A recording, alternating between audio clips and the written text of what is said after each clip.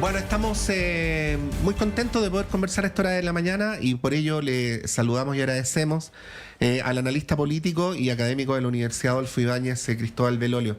Cristóbal, muy buenos días, gracias por poder conversar esta mañana. ¿Qué tal? ¿Cómo están? El gusto es mío. Sí, pues bueno, parto por acá, Cristóbal. No te vamos a preguntar sobre números ni tendencias, pero sí sobre esta percepción que está instalada, en la que a veces incluso el comando de Janet Jara incurre sin querer, que es la percepción de que la segunda vuelta estaría más o menos definida, ¿no? Bueno, esta percepción que se extiende y que los analistas señalan de distintos modos, ¿de qué manera incide en el derrotero de lo que está ocurriendo con estas candidaturas en los días que faltan para la segunda vuelta? Bueno, yo coincido con esa percepción extendida, Uh-huh. y es porque las herramientas que tenemos a disposición son las encuestas, y a pesar de que está súper de moda echarlas para abajo, ¿cierto? La verdad es que no estuvieron tan mal en primera vuelta, salvo lo que todos han reconocido, que se subestimó el voto de Franco Parisi, ¿cierto? Uh-huh.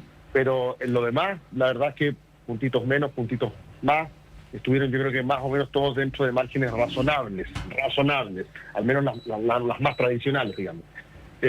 Así que si esas mismas encuestas hoy día dicen que la cosa va a ser 61-39, 60-40, 59-41, ya 58-42, no digo que necesariamente tenga que estar ahí, pero al menos coincidiremos en que la cuestión es cuesta arriba para la campaña de Janet Jara, como siempre se supo, Uh-huh. como se supo, como se sabía, digamos, como se vio el día domingo de la primera vuelta, cuando ya quedó bastante claro cómo se configuraba el escenario, dado el buen resultado de Kast y de las derechas en general. Yo creo que la casa del voto de Parisi es una cuestión que finalmente no va a llegar a puerto, al menos como se esperaba, quizás en los cálculos más optimistas, ¿cierto? Es un voto que difícilmente se va a pegar la candidata Jara en su totalidad, una porción, por supuesto. Pero a diferencia de lo que le pasó a Boric en el 2021, donde había un bolsón que ir a buscar en el voto de Proboste, en el voto de Marco Enrique Jominán y del mismo Parisi, hoy día la verdad es que no sé de a dónde Janet Jara pueda mejorar la performance que obtuvo en el domingo 16.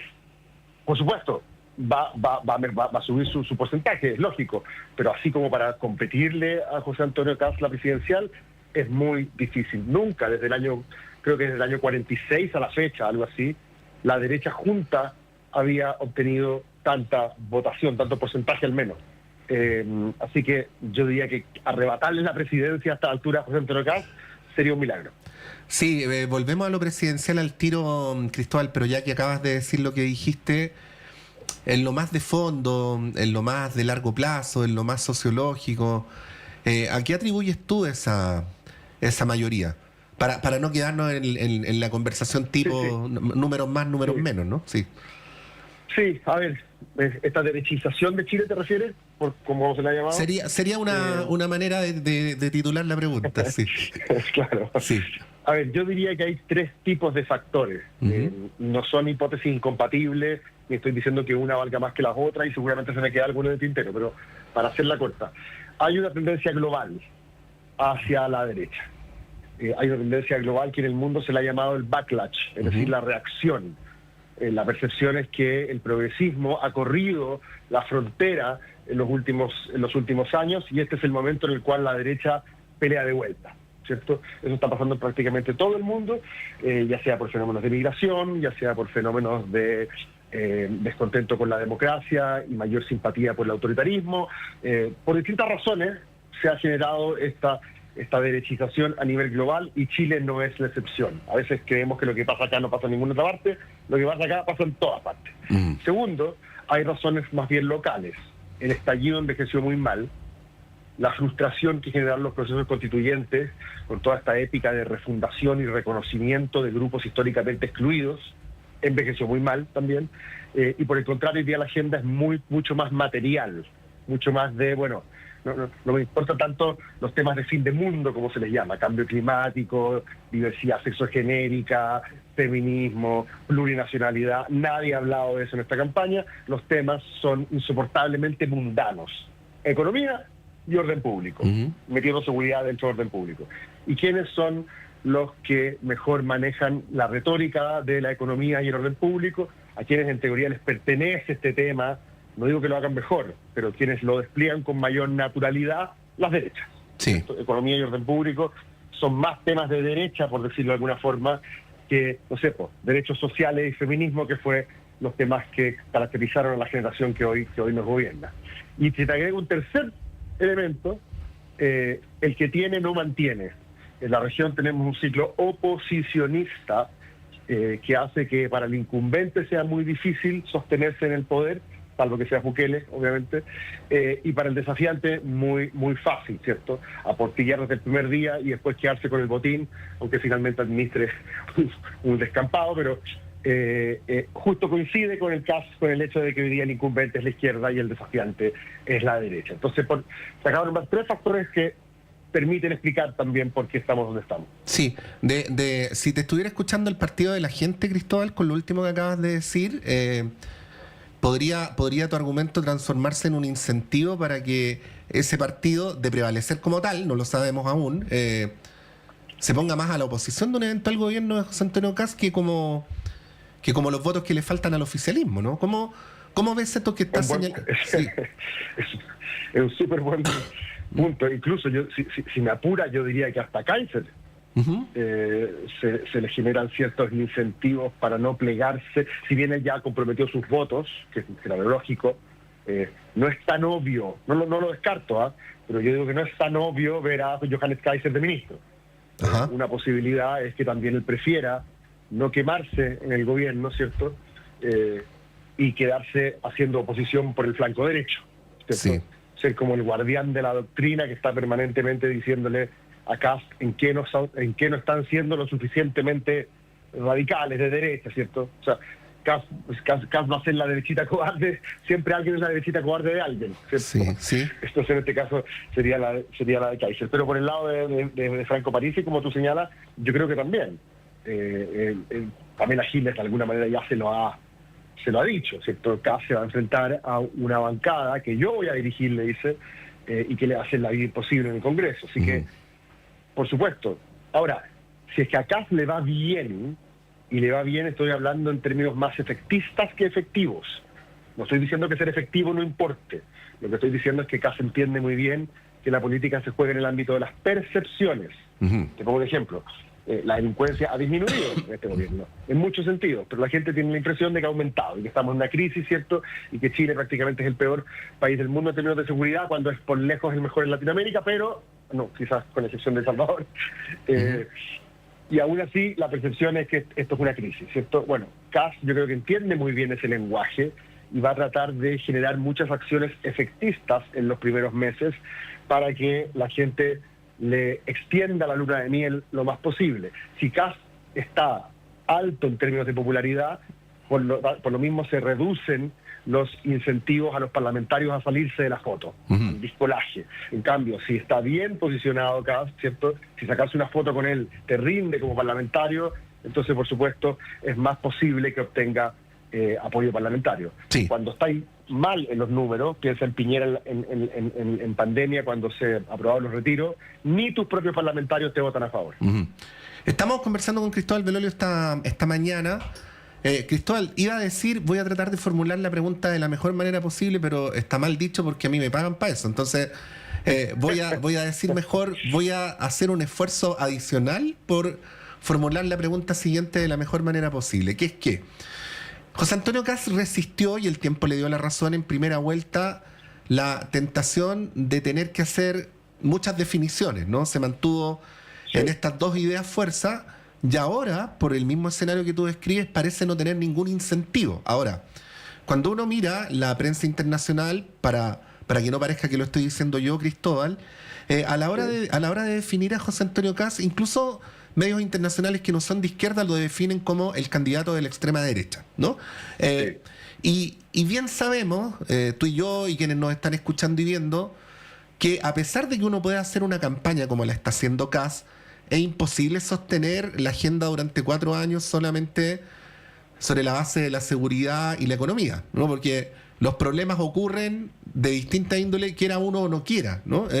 Sí. ¿Cómo ves la preparación de Kast en tanto líder, del Partido Republicano en tanto eventual eje del gobierno, para enfrentar un país complejo como el que tenemos, nos guste o no nos guste?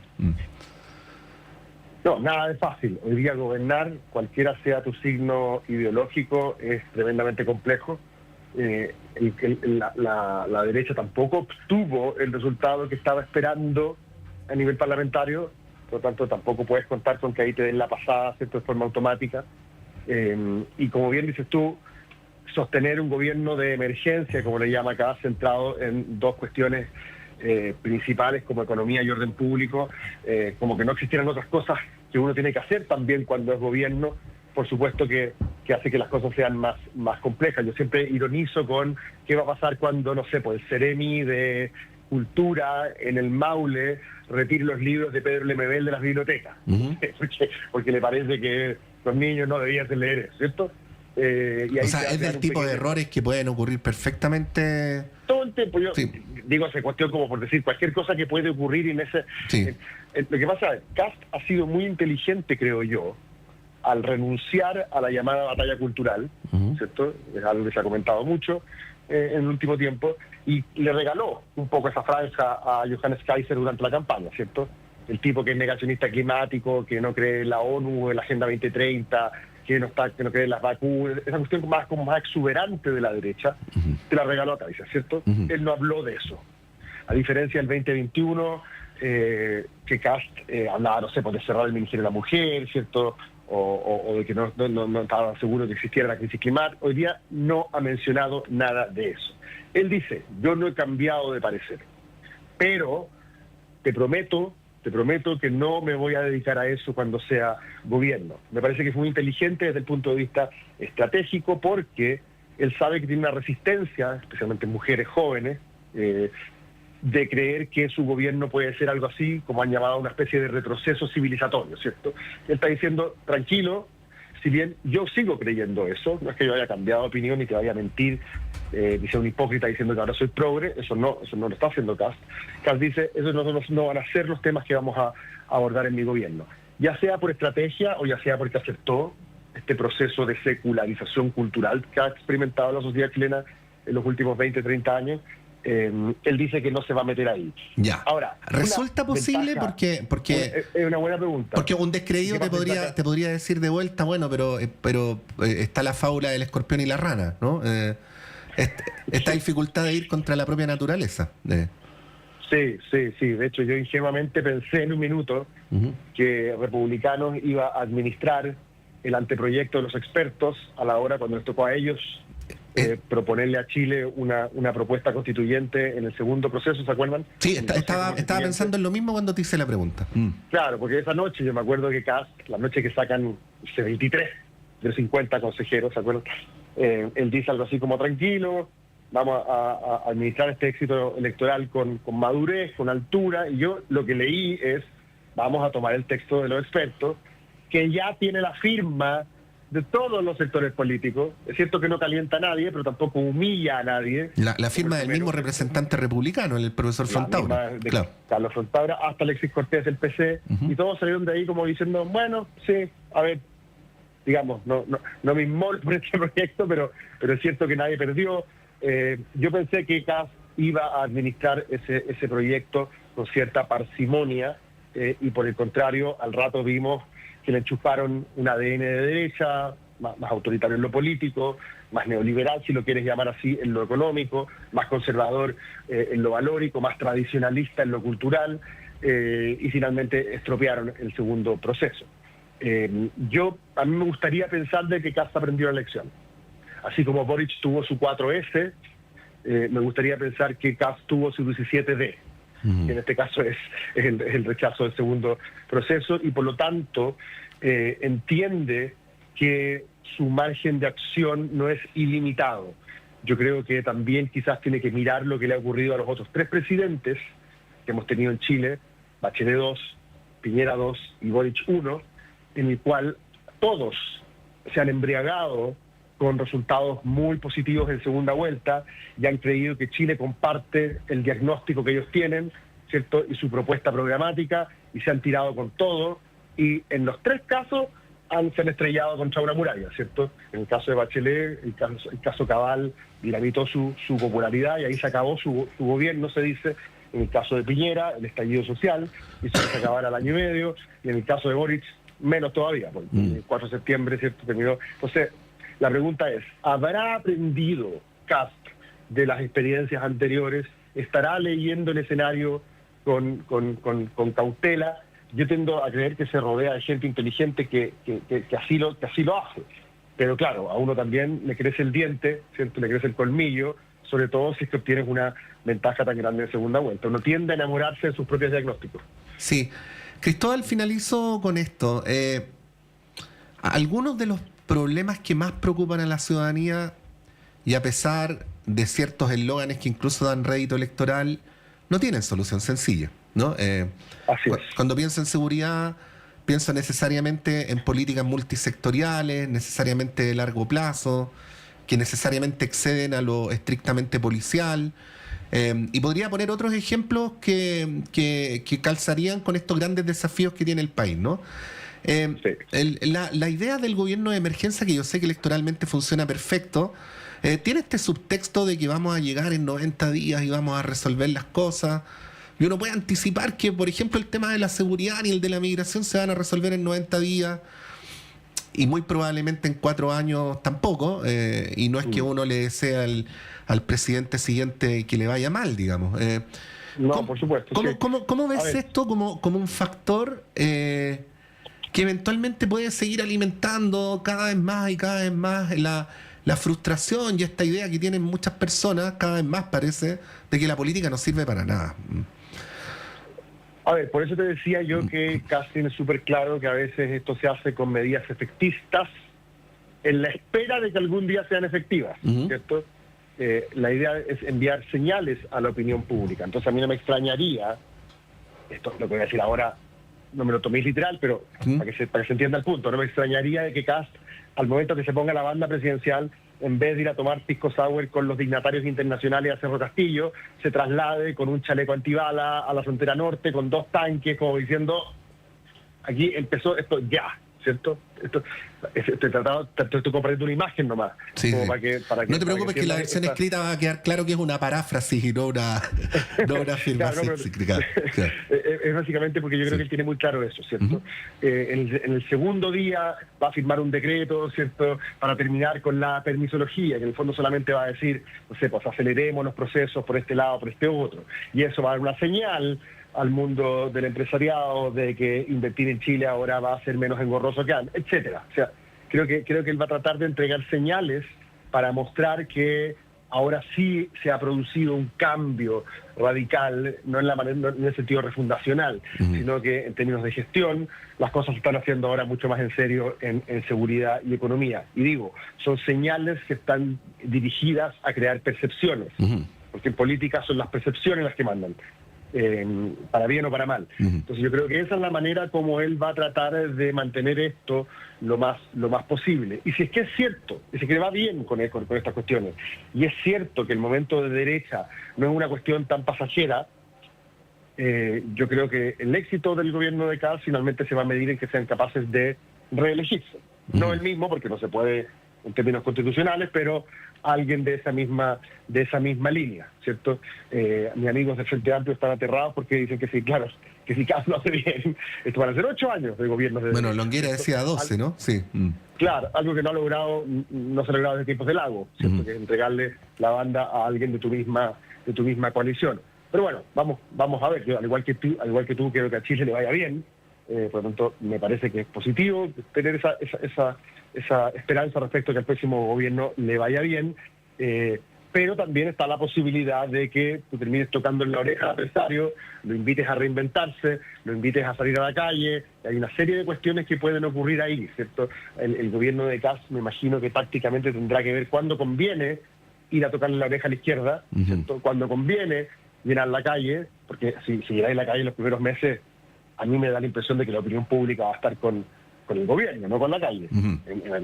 O sea, creo que es una apuesta que en algunos sectores del entorno de CAS ya están haciendo. Es decir, dejen que salgan a la calle, porque es poco lo que pasó al principio del gobierno de Milei, porque por algo nos eligieron a nosotros. Ujú. La gente no le va a prestar ropa a un paro de la NEF, ¿cierto? A fines de marzo, por poner un ejemplo, digamos. No, y La gente le va a prestar- sonitos bien significativos, Cristóbal, pero además ya aprendimos que incluso 1 millón de personas en la calle no necesariamente constituyen mayoría electoral, ¿no? Además, Sí, o sea, como, además, yo sí. realmente un poco curado de espanto respecto de eso. Sí, te Así lo que comento porque más de vamos a ver. alguna vez fui a una marcha por la Alameda muy emocionado, ¿no?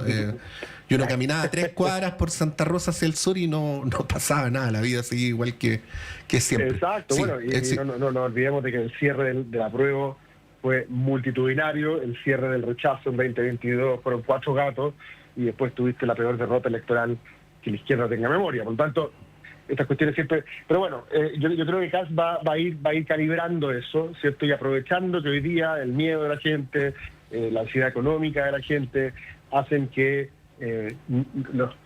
los ánimos no estén en tratar de dibujar un horizonte de futuro esplendor para que todos juntos habitemos el paraíso. Sí. El ánimo está mucho más en, estamos en una situación de crisis, yo los voy a sacar del infierno. Y mucha gente está hoy día diciendo, bueno, allá vamos, concentrémonos en eso y vamos a ver cómo le va rindiendo en la promesa que él hace. Cada uno tiene que hacerse cargo de la promesa que hizo, ¿cierto? El gran drama de este gobierno, el que termina, es que su promesa no tenía que ver con orden público y economía. Sí, Su promesa tenía que ver con otro tipo de transformaciones. Esto tenía más que ver con lenguaje inclusivo y derechos humanos, por ponerlo de cierta manera. sí. Y sin embargo le ha tocado administrar una agenda porfiadamente de derecha desde el comienzo. Sí. Cristóbal. Por eso yo no le pido tanto, digo, bueno, entonces vamos a ver, CAS promete esto, vamos a evaluarlo por eso. Sí, como a veces ocurre en la vida, en la radio también se nos acabó el tiempo, pero estamos muy agradecidos. Que tengas un buen día y gracias por Gracias a ti. esta conversación. Ahí estaba Cristóbal Belolio haciendo un análisis de cómo se vislumbra un eventual, por cierto, gobierno de José Antonio Kast, de ocurrir tal cosa, por cierto. Vamos a un breve alto y a la vuelta a nuestro panel de conversación.